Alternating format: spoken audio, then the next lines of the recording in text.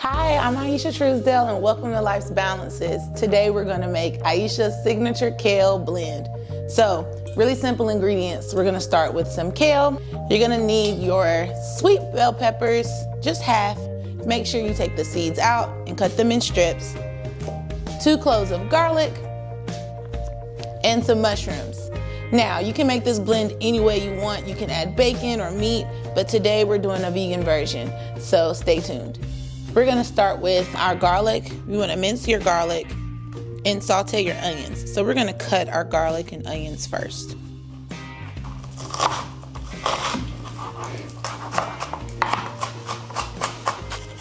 Next to sauteed onions, this is my favorite smell in the whole wide world. I love bell peppers, and my kids do too. It's a good snack to eat with your kids. So I chose the blend of colors because when people eat, they always eat with their eyes.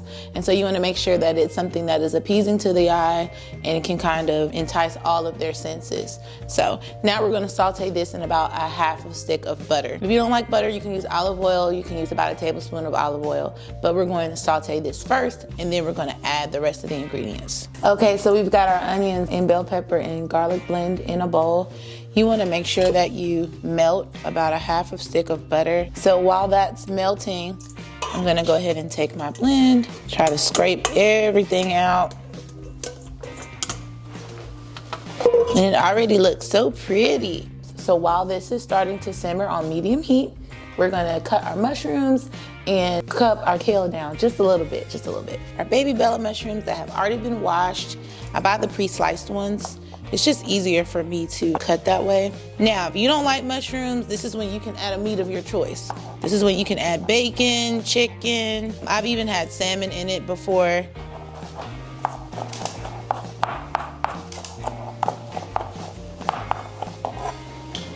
Voila. Now we're gonna go put it in that pan and then we can add our kale too. Okay, now that our onions and peppers are now translucent, we're going to go ahead and add our mushrooms that we just diced and washed. We're gonna go ahead and add that to the pan and we're gonna give it a nice stir. You want that butter to kind of soak into the mushrooms as well. Now that we got a nice little simmer, and I wish you could smell how good it smells in here, we're gonna go ahead and add our kale. Okay, so we've added our kale and now we're tossing it in this butter because again, you want that butter to kind of coat the greens so they won't burn, all right? So you want to coat it and it's going to cook down, so don't worry about the volume at all. It's going to cook down and it just looks so pretty and it smells so stinking good. So let's have a little spice talk. Okay, so if you're a Southern Belle like me, you're definitely going to want to have this staple in your house, and it's chicken based, kind of like a bouillon cube, but more concentrated. So you only need a teaspoon of it to add to your kale. And then Mrs. Dash garlic and herb. I don't cook with a lot of salt, so this is my salt substitute. Crushed red pepper because we need a little bit of spice. I like things to be spicy, as well as the black pepper. And if you don't have chicken base, you can always use this with the chicken bouillon, but don't use both, one or the other. And then of course, some ground turmeric for color. You wanna make sure your stove is on low. Now you wanna give it a good stir and you want it to cook down for about 5 more minutes.